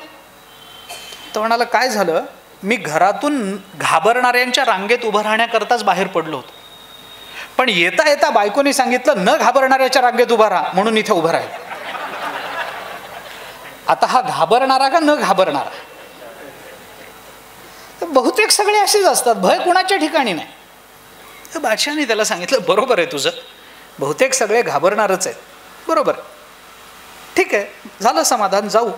बिरबल म्हणाला हा प्रश्न तुमच्या मनात का पडावा यावा की बायकोला घाबरणारी किती, न घाबरणारी किती? राजाला हा प्रश्न का पडावा? बादशाह आहात तुम्ही, तुम्हाला हा प्रश्न का पडला? तर म्हणाला मला पडला नाही, काल रात्री बेगमने मला दरडवून विचारलं म्हणून मी तुला विचारलं आणि मग राज्याला त्याच्यात आणलं. आता ज्या देशाचा राजाच असा बेगमला घाबरणारा असेल, प्रजा घाबरेल नवल का? मी कशा करता बोलतो, भय नावाची ही जी काय मनोविकार म्हणा, जी वृत्ती म्हणा, ती सर्वांच्या अंतःकरणात आहे. म्हणून संकोच करताना मी म्हटलं की माणसाला जसं भय आहे तसं देवालाही भय आहे, जसं देवाला भय आहे तसं वेदालाही भय आहे, आणि जसं वेदाला भय आहे तसं संतही घाबरतात. परंतु या प्रत्येकांच्या घाबरण्याची स्थानं वेगवेगळी आहेत. भय तर आहेच आहे, आपण काही करा, माणसाने काही करावं त्याच्या अंतःकरणात भय आहे. त्या भर्तृहरींनी नीतिशतकामध्ये वैराग्याचा विचार मांडत असताना, नीतिशतकात नाही, वैराग्य शतकामध्ये ते असं म्हटलं की भोगे रोग भयम, कुले च्युती भयम, वित्ते नृपालाद भयम, माने दैन्य भयम, बले रिपु भयम, रूपे जराया भयम. प्रत्येकाला प्रत्येक अवस्थेमधलं त्यांनी सांगितलं. शास्त्रे वाद भयम, गुणे खल भयम, काये कृतांतात भयम, सर्वं वस्तू भयान्वितम नृणा भुवि नृणाम वैराग्यमेवा भयम, असं म्हटलं. आपण सरळ अर्थ त्याचा सांगतो मी. भोगे रोग भयम, मनुष्य जेवढा जास्त भोग घेतो तेव्हा भोगातच त्याला आपल्याला रोग होईल का काय याचं भय असतंच. जास्त गोड खायला लागला की उगीच भीती वाटते की नाही, होईल का काय, मधुमेह होईल का काय. मास्क न लावता फिरायला लागला, भय वाटतंच की नाही, होईल का काय. प्रत्येक बाबतीत असं आहे. भोगे रोग भयम, ज्याचा भोग आपण घेतो त्याच्यामध्ये रोगाचं भय असतंच. थंड पाणी प्यावंसं वाटतं बऱ्याचदा. आपण थंड पाणी प्यायला लागलो की कोणीतरी भय दाखवतंच, जास्त थंड पिऊ नका सर्दी होईल, भय दाखवतंच. गरम पाणी घेतलं तरी तसंच, थंड पाणी घेतलं तरी तसंच, आपण जास्त खायला लागलो तरी तसंच, कमी खायला लागलो तरी तसंच. कमी खाऊ नका चक्कर येऊन पडशील, म्हणजे काय, हे करावं काय करावं. भोगे रोग भयम, कुले च्युती भयम, चांगल्या कुलामध्ये जन्माला आलेल्यांना आपण कुळाचं नाव बुडवतो की काय याचं भय असतंच. वित्ते नृपालाद भयम, जास्त संपत्ती झाली की राजा कर घेईल, किंवा आता त्या वेळेला राजा होता, आता शासन, जास्त कर बसेल की काय याचं भय असतंच. जास्त संपत्ती मिळवू तर जास्त कर भरावा लागेल. माने दैन्य भयम, मानी माणसाला आपल्याला दीन अवस्था येईल की काय याचं भय असतंच. गुणे खल भयम, गुणवान माणसाला आपल्याला त्रास देणारे लोक आपल्या अवतीभोवती आहेत की काय याचं भय असतंच. बलवान माणसाला शत्रूचं भय असतं, ज्याला शरीर प्राप्त होतं त्याला मरणाचं भय असतं, शास्त्र चर्चा करणाऱ्यांना वादात पराजित होण्याचं भय असतं.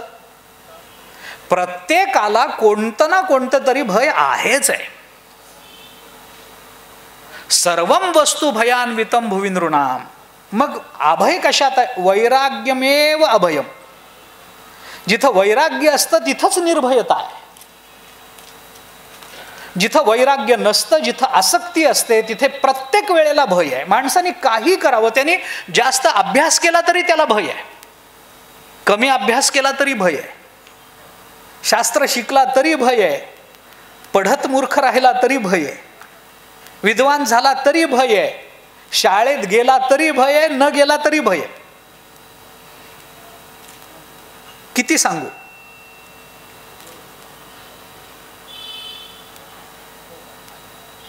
प्रवचन वेळेवर सुरू नाही झालं तरी भय आहे, आणि सोडायला थोडा उशीर झाला तरी भय आहे. कुणाला भय नाहीये या जगतामध्ये. कोण माणूस असा आहे मला सांगा की ज्याला भय नाहीये. मी माणूस म्हणतोय आत्ता, मला जे पुढं विश्लेषण करायचंय ते थोडं वेगळं आहे म्हणून आत्ता माणूस म्हणतो. कोण आहे असं, सगळ्यांना कशाचं ना कशाचं तरी भय आहे. त्याचा विस्तार करत नाही मी आता, कारण तो अनुभवाचा विषय आहे.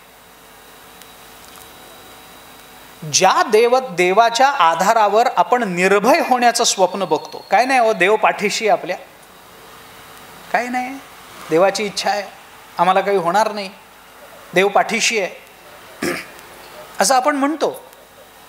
ज्या भगवंताच्या आधारावर आपण निर्भय होण्याचं स्वप्न बघतो आहोत किंवा प्रयत्न करतो आहोत, त्या देवालाही भय आहे.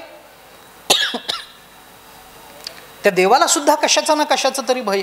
हां, भले त्याला तुमच्या माझ्यासारखं भोगातून रोगाचं भय नसेल, त्याला अमक्याचं भय नसेल, तमक्याचं नसेल, कर भरावा लागेल याचं भय नसेल, किंवा राजा आपली संपत्ती हडप करेल याचं भय नसेल, किंवा कुलाचा नाश होईल याचं भय नसेल, मान अपमानाचं भय नसेल, कशा असेल का नसेल हे भय नसतील, पण तरी सुद्धा देवाला सुद्धा कशाने कशाचं तरी भय आहे हे लक्षात घ्या. आता तो भय आहे असं आहे मानायचं का त्यांनी ते भयग्रस्त अवस्था दाखवली असं मानायचं, हा प्रश्न वेगळा. कोणी म्हणेल, मी आपल्याला दोन्ही उदाहरणं सांगतो, जाऊ द्या ना. मुचकुंद राजाकडून कालयवनाला मारायचं होतं म्हणून भगवान कालयवनाला पाठ दाखवून पळाल्याचं वर्णन भागवतात आहे. जरासंधाला पाठ दाखवल्याचं वर्णन आहे. जरासंधाबरोबरच्या लढाईमध्ये तर अनेक वेळेला भगवान लढाईतून पळून गेले. रणछोड राय म्हणतात त्यांना, रणांगण सोडून पळून गेलेले. त्याची कारणं काय आहेत याची चर्चा मला आत्ता करायची नाही आहे, पण त्यावेळेला भयग्रस्त भगवान दिसले का नाही हा माझा मुद्दा आहे. हे झालं एक. आता मी दुसरा एक विचार आपल्याला असा सांगतो की जिथं भगवान असले तरी सुद्धा ते घाबरतात आणि ते भय त्यांनी दाखवलं नाही आहे, ते भय स्वाभाविक आहे. भगवंताला कशाचं भय आहे? अगदी सरळ सांगतो,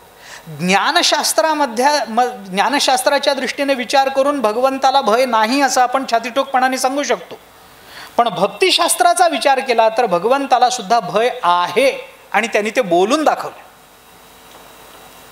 मी आपल्याला प्रमाणाने बोलतो, आपण ज्ञानेश्वरी वाचा. भगवंताला सुद्धा भय आहे आणि ते भक्तिशास्त्राच्या प्रेमाच्या अंगाने जर आपण गेलो तर ते जास्त चटकन लक्षात येतं. आपल्या प्रिय व्यक्तीच्या वियोगाचं भय भगवंताला सुद्धा असतं, आहे ना. 15व्या अध्यायामध्ये ज्ञानेश्वरीबद्दल बोलतो.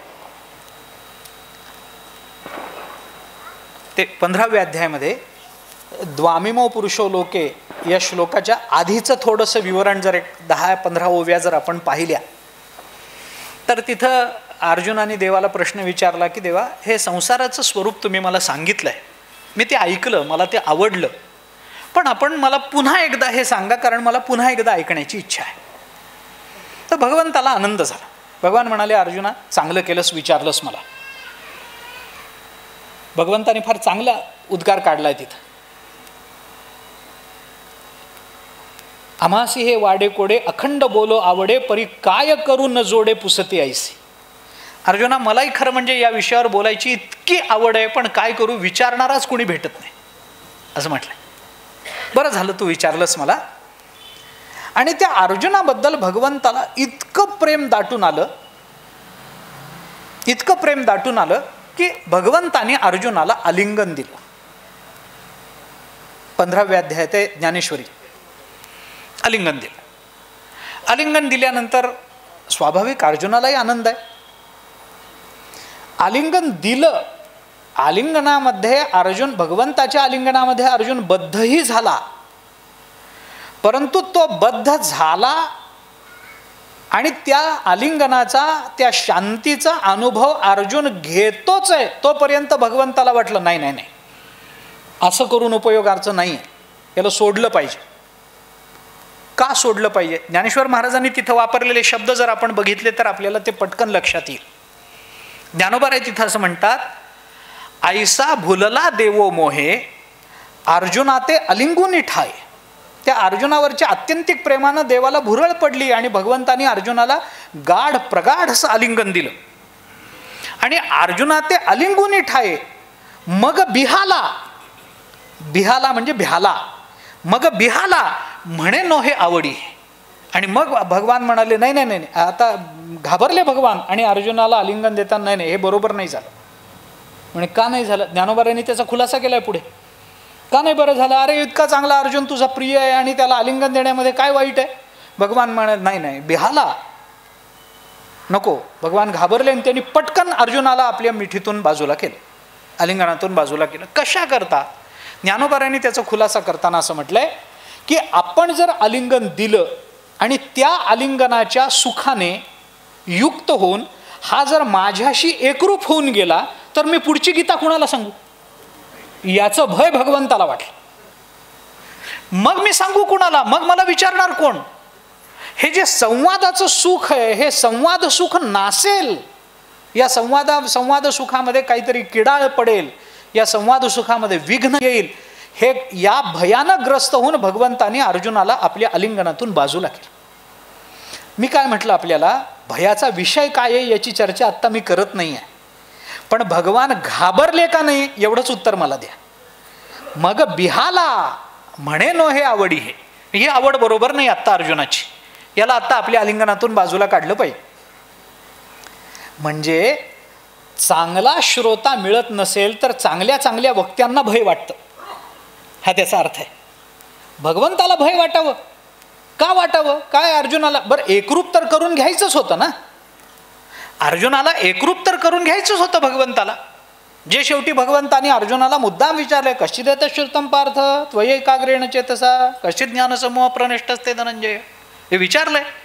अर्जुना, हे मी सांगितलेलं कुठं सांडी विखुरी गेलं नाही ना बाबा, इकडं तिकडं टाकलं नाहीस ना, नीट लक्षात घेतलं नाहीस ना, कश्चिदेत श्रुतम पार्थ चांगल्या पद्धतीनं ऐकलंस ना अर्जुना? आणि मग अर्जुनाने सांगितलं, देवा मान्य, नष्टो मोहा स्मृतिर्लब्धा त्वत् प्रसादान मयाच्युत स्थितोस्मी गत संदेहो करिष्ये वचनं तव.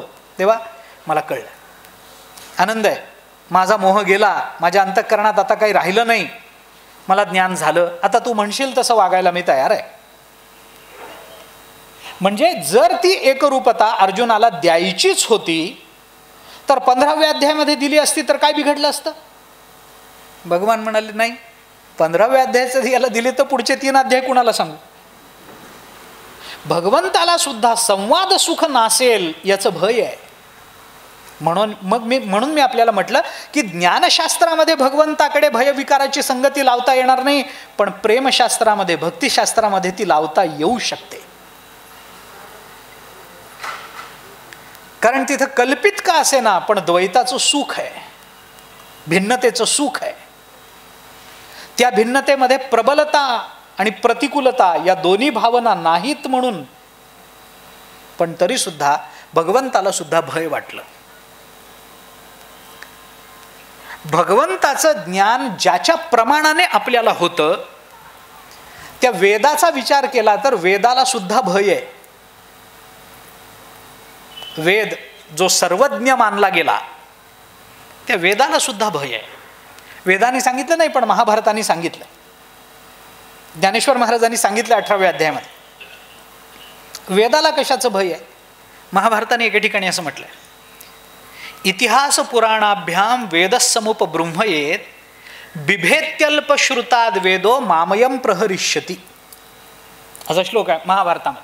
महाभारत असं म्हणतं, इतिहास पुराणाभ्याम वेदसमुपबृंहयेत, इतिहास आणि पुराणाचा अभ्यास करून साधकानं अभ्यासकानं वेदाचं चांगल्या पद्धतीनं उपब्रह्मण करावं. ठीक आहे, मला आत्ता त्याच्याबद्दल काही मला चिंतन करायचं नाही, विस्तार विश्लेषणही नाही, पण इतिहास पुराणाचा अभ्यास करून वेदाचं चांगल्या पद्धतीने चिंतन करावं, अभ्यास करावा, उपब्रह्मण करावं. बिभेत्यल्प श्रुताद वेदो मामयम प्रहरिष्यति, बिभेती अल्पश्रुतात, कोण? वेदो, वेदो अल्पश्रुतात बिभेती, बिभेती म्हणजे घाबरतो. काय काय भय आहे, कशा करता घाबरतो? मामयम प्रहरिष्यति, वेदही घाबरतो म्हणे. कुणाला घाबरतो? अल्पश्रुतात, अर्धवटाला वेद घाबरतो. पूर्ण ज्ञानाला वेद कधीच घाबरत नाही, कारण त्याला माहिती आहे हा आपलं उपब्रह्मण करणार आहे, हा आपला अभ्यास करणार आहे, वेद घाबरत नाही. जो पूर्ण अज्ञानी आहे त्यालाही वेद कधी घाबरत नाही, कारण वेदाला माहिती हा आपल्या वाटेलाच येत नाही. जो पूर्ण अज्ञानी आहे, ज्याला काहीच कळत नाही आणि आपल्याला काहीच कळत नाही हेही कळत नाही, त्याला वेद घाबरत नाही. का घाबरत नाही? कारण तो आपल्या वाट्याला येणारच नाही आहे. काय याला घाबरायचं? तो त्याच्या मार्गाने जाणार आहे, त्याला विषयाची रस, विषयाची गोडी आहे, तो विषयात अडकलेला आहे, तो काही वेदाकडे येणार नाही. ज्ञानपिपासा नाही आहे अंतःकरणामध्ये, जिज्ञासा नाही आहे, जाणून घ्यायची इच्छा नाही आहे, मग तो कशाला आपल्या वाट्याला येईल? कशाला वेदाचं प्रमाणन, वेदाची श्रुती नामुकन तमुक हे कशाला बघत बसेल? तो म्हणेल आपल्या वाट्याला येत नाही, घाबरायचं नाही. जो पूर्ण ज्ञानी आहे तो वेद म्हणेल अरे हा आपल्याला सांभाळणार आहे, याला घाबरण्याचं कारण नाही. मग कुणाला घाबरतो? हे मधले जे अर्ध्या हळकुंडानं, हे जे अर्धवट लोक आहेत ना, यांना वेद घाबरतो. का घाबरतो? तर वेद असा विचार करतो की अर्धवट ज्ञानानं हा आपला कोणता अर्थ लावेल कुणाला माहिती. आपल्याला जे सांगायचंय त्याच्या विपरीत हा जगासमोर काहीतरी मांडत राहील, याच्याकरता याला घाबरलेलं बरं. मामयम प्रहरिष्यती, हा माझ्यावर प्रहार करेल, माझी तोडफोड करेल, माझे विचित्र अर्थ लावेल, विचित्र रूपानं माझं रूप, माझं स्वरूप जगताच्या समोर मांडेल.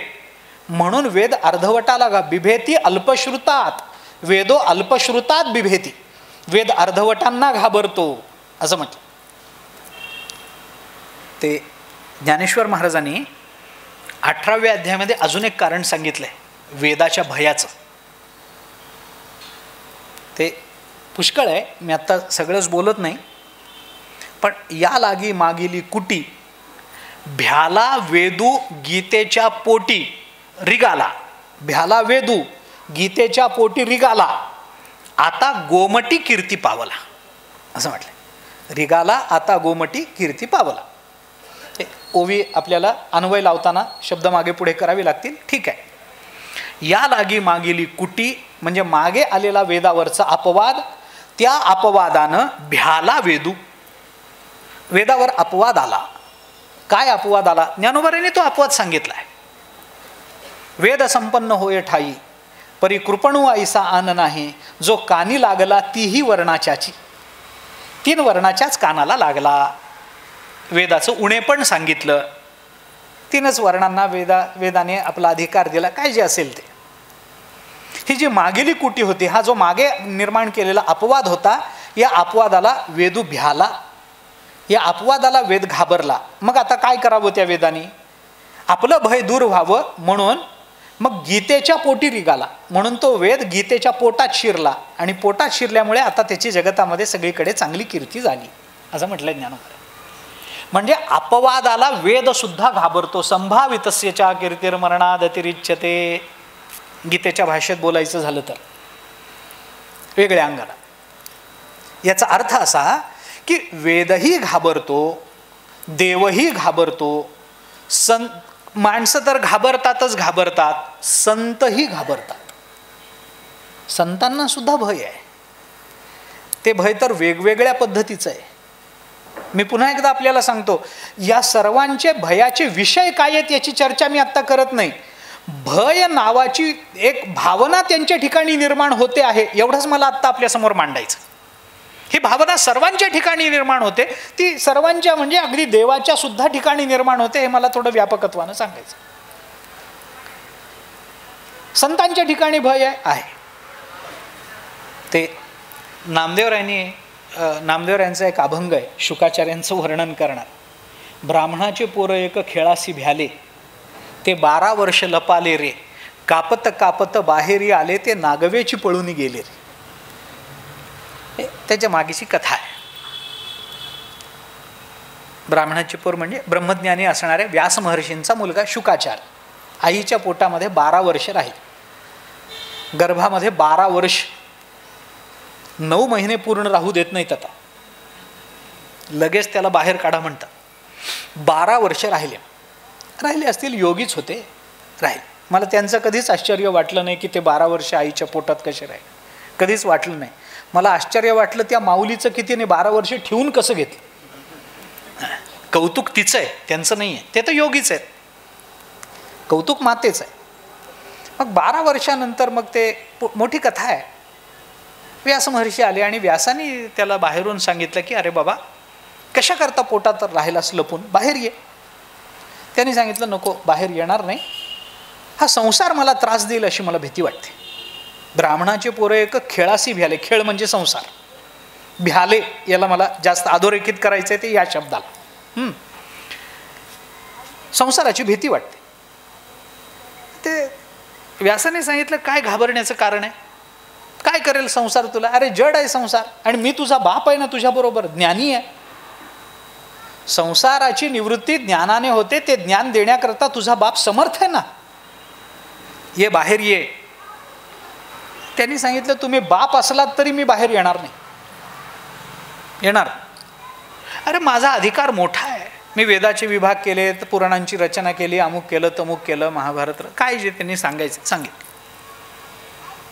माझं कर्तृत्व आगाध आहे, तुला काही होणार नाही, तू बाहेर ये, मी आहे तुझ्याजवळ. नाही, तुम्ही असलात तरी येणार नाही. का नाही येणार? तुम्ही माझं संसाराचं भय तुम्ही काय दूर कराल? ते म्हणाले अरे काय कराल म्हणजे, मी बाप आहे तुझा म्हणून मी सांगतोय मी तुझं संसाराचं भय दूर करीन.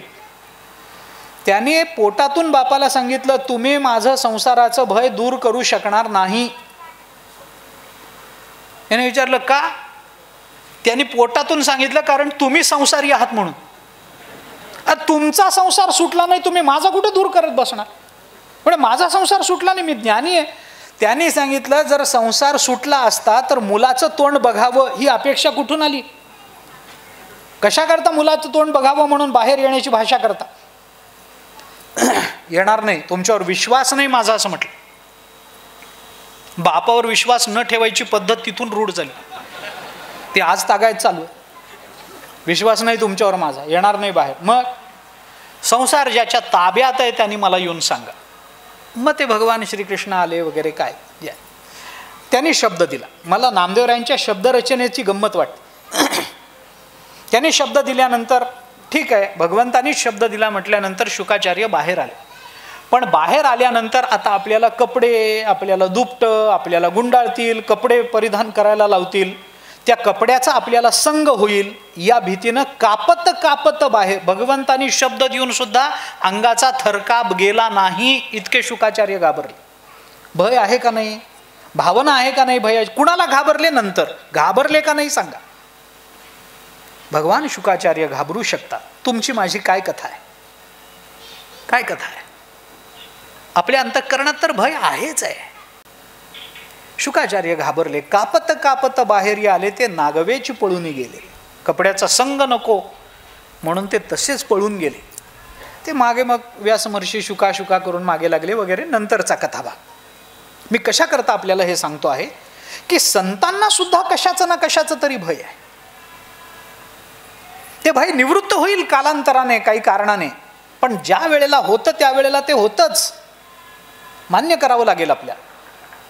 ज्ञानेश्वर महाराजांनी 13व्या अध्यायामध्ये ज्ञानाची लक्षणं सांगताना किती सुंदर पद्धतीनं आपल्याला ते सांगितलं. त्यांना भीती वाटते, रस्त्याने चालताना संतांना भीती वाटते की आपला पाय मुंगीवर पडणार नाही ना, आपल्या पायाखाली मुंगी येऊन मरणार तर नाही ना, याची भीती वाटते त्यांना.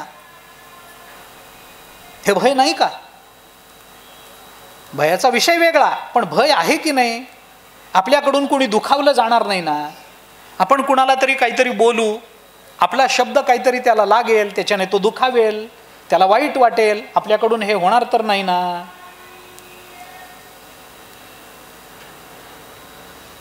अशी भीती संतांना आहे. म्हणजे देवाला भय आहे, वेदाला भय आहे, संतांना भय आहे, माणसाला भय आहे, जीवाला भय आहे. या जगामध्ये निर्भय असं कोणी नाही आहे. पण आता पुढं प्रवास. पण आत्ता जरी जगतामध्ये कुणालाही निर्भयत्व नसलं, कोणीही निर्भय नसलं, तरी जगतामध्ये सगळ्यांना या निर्भयत्वाची अपेक्षा मात्र आहे. एक विधान करतो. कोणी म्हणेल अहो भय जर सर्वांच्याच अंतःकरणात आहे तर राहू द्या ना, कशा करता? जे सगळ्यांच्या ठिकाणी आहे ते चुकीचं नाही आहे, योग्य आहे. मी तेही मानायला तयार आहे. पण मी थोडा पुढे युक्तिवाद असा करतो की जर ते सर्वांच्या ठिकाणी आहे म्हणून योग्य मानायचं असेल तर सर्वांना भय योग्य आहे, तर निर्भयत्वाची अपेक्षा का आहे सांगा? ज्या अर्थी निर्भयत्वाची अपेक्षा आहे त्या अर्थी भय योग्य नाही आहे हे प्रत्येकाला कळतं आहे ना. दरिद्री माणसाला जर श्रीमंत होण्याची अपेक्षा आहे तर दारिद्र्यामध्ये दुःख आहे हे कळतं म्हणून का कळत नाही म्हणून? कळतं म्हणूनच ना. तसं आम्हाला जर निर्भयत्वाची अपेक्षा असेल तर भयामध्ये काय त्रास आहे हे कळतं म्हणूनच ना. या जगतामध्ये भयाने सुख दिलं असं जगतामध्ये कधीही झालेलं नाही, म्हणून सर्वांना निर्भयत्वाची अपेक्षा. सर्वांना वाटतं की मी निर्भय असावं, मी कुणाला घाबरू नये. मुलाला वाटतं मी वडिलांना घाबरू नये, वडिलांना वाटतं मी मुलाच्या आईला घाबरू नये, आईला वाटतं मी सासूला घाबरू नये, सासूला वाटतं मुलांनी सुनेची बाजू घेऊन मला बोलू नये. प्रत्येकालाच आहे ना, प्रत्येकालाच आहे. सर्वांना अशी एक अवस्था, अशा एका अवस्थेची अपेक्षा आहे की जिथं भय राहित्य आहे, जिथं कुणाला घाबरण्याचं कारण नाही आहे. आणि म्हणून या सगळ्या भयाच्या विचाराच्या मुळाशी ज्या स्वभिन्नतेची भूमिका आपण सर्वप्रथम बोलून दाखवली, ती स्वभिन्नता ज्या दिवशी संपून जाईल त्या दिवशी भय हा विकार आपल्या जीवनातून संपला असा त्याचा अर्थ होईल. तत्वदृष्टीने विचार करता मी हे तत्वदृष्टीने बोललो. स्वभिन्नता तत्वदृष्टी नाही. आता थोडं बोलतो जाता जाता. असं आहे, भयाचा विकार या तिन्ही भूमिकांवर जर करायचा असेल तर स्वभिन्नता ज्ञानशास्त्र दृष्टीने पहा, प्रबलता ही कर्मशास्त्र दृष्टीने पहा आणि प्रतिकूलता ही भक्तिशास्त्र दृष्टीने पहा. या तिन्ही भावना ज्या दिवशी निवृत्त होतील त्या दिवशी भय नावाची भावना आपल्या अंतःकरणामध्ये निर्माण होणार नाही. ज्ञानेश्वर महाराजांनी 16व्या अध्यायाच्या सुरुवातीला अभयम या पदावर जे व्याख्यान केलंय ते व्याख्यान आपण पहा. त्या व्याख्यानामध्ये ज्ञानोबारायांनी एक फार गोड उदाहरण दिलंय, ते सांगतो मी आपल्याला. ज्ञानोबाराय असं म्हणतात, पाणी बुडवू ये मिठाते, ते मीठची पाणी आते, तेवी आपण झालेनी अद्वैते नाशे भय. दृष्टांत दिला. मीठ आहे, ते मिठाला पाण्याची भीती वाटते, पण पाण्याची भीती वाटताना त्या मिठाने काय केलं, त्या पाण्यामध्येच उडी मारली आणि पाण्यामध्ये विरघळून गेलं. आता ते पाणी स्वरूप झालं. मीठच जर पाणी स्वरूप झालं तर आता घाबरेल कुणाला? ज्या पाण्याला ते एका ह्याच्यामध्ये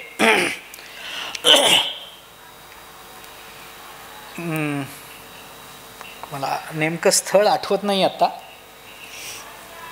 परंतु गंबा सरदारांनी त्यांच्या एका लेखामध्ये, लेखाचं नाव आणि ते स्थळ आठवत नाही आता, एका सुभाषिताचा उल्लेख करून असं म्हटलंय, आपला विरोध, आपल्याला झालेला विरोध जर आपल्याला मोडून काढायचा असेल तर 2 मार्ग आहेत. 2 मार्गाने काय करावं? आपल्याला विरोध होऊ नये असं वाटतं ना, मग तो विरोध मोडून काढा. कसा काढा? एकतर विरोध करणाऱ्याला संपवा ताकदीनं. कसं संपवायचं तो तुमचा प्रश्न. बौद्धिक ताकदीनं संपवा, शारीरिक ताकदीनं संपवा, काय जे असेल ते असेल. एकतर ते करा. नाहीतर त्याचा विरोध मोडून काढायचा असेल तर दुसरा सोपा मार्ग हा आहे की आपण त्याच्या विचाराचे होऊन जा. विरोध संपला ना, आपण त्याच्या विचाराचं होऊन जाणं, याच्यामध्ये विरोध संपून जातो. ते एका सुभाषितामध्ये म्हटलंय, वेगळ्या अर्थाने आहे, पण खलानाम कंटकानांच्या द्विविधैव प्रतिक्रिया उपानहत मुखभंगो वा दूरस्थो वा विसर्जनम असं म्हटलं. म्हणजे काटे आणि दुष्टपुरुष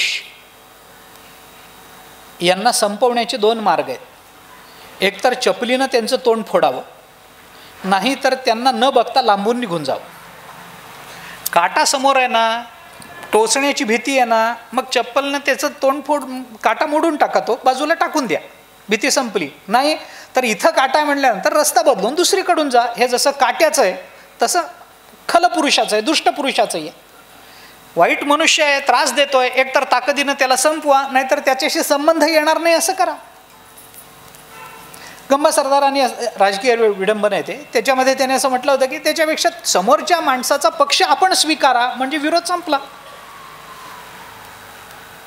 स्वतःचं अस्तित्व टिकवण्याकरता जर व्यापकत्वाचा स्वीकार केला तर व्यापकत्वानं आपलं अस्तित्व टिकतं. हा वेदांताचा नियम ज्ञानेश्वर महाराजांनी पाणी आणि मिठाच्या दृष्टांताने आपल्यासमोर ठेवला. तेवी आपण झालेली अद्वैते नाशे भय, हा त्याच्यातला मुद्दा आहे. स्वभिन्नतेचा त्याग केला की स्वाभाविक भयाची निवृत्ती होते, हे नंतर आहे.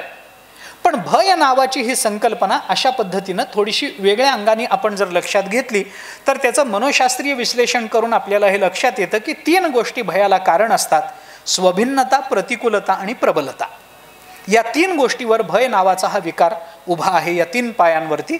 याच्या निवृत्तीकरता काय काय करावं लागतं याचा विचार ज्ञानेश्वर महाराजांनी केला आहे. पण आत्ता मी त्या संबंधानं बोलत नाही, कारण वेळ उलटून गेलेली आहे, 10-15 मिनटं जास्तच झाले. पण तरी थोडंसं दादा नाहीत याचं स्वातंत्र्य घेत नाही तर त्यांच्या असण्याने मला वेळेचा एक धाक असायचा. या मला पंढरपूरला वैकुंठवासी रामचंद्र बाबा बोधे होते. अनंत उपकार आमच्यासारख्या विद्यार्थ्यांवर. त्यांचा हा कटाक्ष असायचा की वेळेत सुरू व्हावं आणि वेळेत संपावं. वेळेत सुरू नाही झालं तरी चालेल, पण वेळेत संपवावं. मग ते थोडा उशीर झाला की ते माईक असा टक टक टक टक करून वाजवायचे. कळणाऱ्यांना कळायचं, नाही तर नाही. आता ते तसं दादांबद्दल ते भयच होतं की वेळेत संपलं पाहिजे, वेळेत संपलं पाहिजे. थोडा उशीर झाल्यामुळं थोडंसं हे बोलतो की हे जे भय आहे, हा भय हा मनोविकार म्हणून शास्त्रानं मानला आहे. स्वभिन्नतेत निर्माण होणारं भय हे जर अद्वैत ज्ञानानं जात असेल, प्रबलतेत निर्माण होणारं भय हे कर्मशास्त्राच्या ज्ञानानं जात असेल, आणि जर प्रतिकूलतेचं भय हे भक्तिशास्त्राच्या अंगानं जात असेल, विचारानं जात असेल, तर त्याच्यासाठी या 3 शास्त्राचा विचार कसा करावा लागतो याचा विचार आपल्याला या आपल्या उद्या आणि परवाच्या सत्रामध्ये करायचा आहे. पण आत्ता आपल्याला या भयाचा विचार बोलायचा आहे, अजूनही थोडंसं बोलायचं आहे. ज्ञानेश्वर महाराजांनी या 3 अंगाने विचार केला आहे. जसा हा विचार ज्ञानोबारांनी केला आहे तसं ज्ञानेश्वर महाराज हेही म्हणतात की कर्माची या मोहरा उठून येदोनी अहंकारा, संसाराचा दरारा सांडणे येणे. संसाराचा दरारा शब्द वापरला आहे. दरारा हा दरारा म्हणजे भयच आहे. संसाराचं भय सांडायचं असेल तर कर्माची या मोहरा उठून येदोनी अहंकारा. कर्मशास्त्राचा कसा विचार केला तर संसाराचं भय जातं, ज्ञानशास्त्राचा विचार कसा केला तर स्वभिन्नतेचं भय जातं, स्वभिन्नतेतून निर्माण होणारं भय जातं. अशा पद्धतीनं ज्ञानेश्वर महाराजांनी आपल्याला ज्या 2-3 गोष्टी सांगितलेल्या आहेत त्या 2-3 गोष्टी आपल्याला तरी न घालूनी महापुरी न बुडणी याची न घेपे बुडणी याची शियारी का रोग न गणिजे घरी पथ्याची आहे, हे ज्ञानेश्वर महाराज अजून एका दृष्टांताने आपल्याला सांगतात की माणसाला रोगाचं भय असतं, पण पथ्य करणाऱ्या माणसाला जसं रोगाचं भय नसतं तसं भक्तिशास्त्राच्या दृष्टीने भगवंतावर विश्वास असणाऱ्यांना कधीही अशा पद्धतीचं भय निर्माण होत नाही. कारण तुकाराम महाराजांनी तशा पद्धतीची भूमिका बोलून दाखवलेली आपल्याला दिसते. तुकाराम महाराज हे म्हणतात, भयाची तो आम्हा चित्ती राहो खंती शकेना, समर्पिले जीवे भावे काशा भ्यावे कारणे. तुकाराम महाराज म्हणतात, भयाची तो आम्हा चित्ती राहो खंत, भयाची खंती आमच्या चित्तामध्ये राहूच शकत नाही का? अरे आम्ही सगळंच देवाला समर्पित केलं, आता घाबरायचं कशाला? कशाला घाबरायचं? असं समर्पण जो भाव, शरणागतीचा भाव अंतःकरणामध्ये ठेवून जर आपल्याला विचार करता आला तरी आपलं भय जातं. कर्माच्या ज्ञानाचा विचार करून आपण जर काही संसारात प्रवृत्त राहिलो तरी आपल्याला संसाराचं भय घालवता येतं. आणि संसाराचं जे तत्व आहे, अधिष्ठान आहे, त्या अधिष्ठानाशी आपण एकरूप झालो तरी आपल्याला भयाची निवृत्ती करता येते. हे ज्ञानेश्वर महाराजांनी आपल्याला 3 दृष्टांतानं आपल्यासमोर हे मांडलेलं आहे. त्याचा विचार मला करायचा आहे. अजूनही थोडासा विचार आहे, उद्याला त्याचा विचार करू. एक फक्त बोलायचं राहिलं आहे ते म्हणजे मगाशी जे प्रकाशन आपल्या समोर झालं, श्रीयुत अप्पाराव कुलकर्णी यांनी केलेलं हे चिंतन जे वर्तमानपत्रामध्ये गीतेच्या अनुषंगानं दररोज प्रकाशित होत होतं, त्याचं प्रकाशन आज गीतार्थ या नावाच्या ग्रंथामधून झालं असं मी जाहीर करतो. आपण सर्वांनी त्याचा आस्वाद घ्यावा, कारण अनेक वर्ष संत वाङ्मयाचं चिंतन करत करत हे चिंतन वर्तमानपत्रामधून प्रकट झालेलं आहे. वर्तमानपत्रामध्ये प्रकट होणाऱ्या चिंतनाला एक नाही म्हटलं तरी थोडंसं सर्वांना कळेल अशा परिभाषेमध्ये मांडण्याचं एक बंधन राहतं. आपल्याला जे मांडायचं आहे ते आपल्याला समजलेलं आहे म्हणून आपण मांडत जरी असलो तरी ते कठीण परिभाषेमध्ये आपल्याला वर्तमानपत्रामध्ये मांडता येत नाही. त्याच्याकरता त्याचं थोडे समाजाभिमुखत्व सांभाळावं लागतं. तसं या ग्रंथामध्ये या ग्रंथामध्ये त्यांनी ते सांभाळलेलं आहे असं मी मगाशीच हा ग्रंथ पाहिला तेव्हा माझ्या लक्षात आलेलं आहे. हे सगळ्या श्लोकांवरती अगदी विस्तारानं जरी त्यांनी भाष्य केलेलं नसलं किंवा विस्तारानं जरी त्यातले विषय मांडलेले नसले तरी श्लोकाच्या चिंतनाकडे प्रवृत्त करायला मात्र तेवढंसं चिंतन पुरेसं आहे. हे चिंतन वाचून आपल्याला श्लोक कळावा अशी जरी अपेक्षा नसली तरी हे चिंतन वाचून श्लोक कळवून घेण्याच्या प्रेरणा तरी आपल्यात नक्की जागा व्हाव्यात. याच्यासाठी या चिंतनाचा आपल्याला सर्वांना उपयोग होईल असा विश्वास या निमित्तानं मी व्यक्त करतो. आणि गीतेची सेवा त्यांच्याकडून जी झाली ते गीतेच्या संबंधानं ज्ञानेश्वर महाराज त्याची फलश्रुती सांगताना मने काय वाचा सेवक होईल येचा तो स्वानंद साम्राज्याचा चक्रवर्ती करी असं म्हणून जी फलश्रुती सांगतात ते फल त्यांच्या पदरात पडावं अशी भगवंताच्या चरणी मी प्रार्थना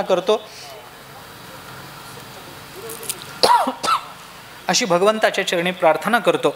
आणि अभयत्वाबद्दल आपल्याला आणखीन काही विचार मांडायचा आहे. तो विचार आपण उद्या बरोबर संध्याकाळी 5 वाजता बरोबर संध्याकाळी आपण हा विचाराला प्रारंभ करू. तोपर्यंत आपण इथेच थांबणार आहोत. पुंडलिक वरदा हरी विठ्ठल श्री ज्ञानदेव तुकाराम.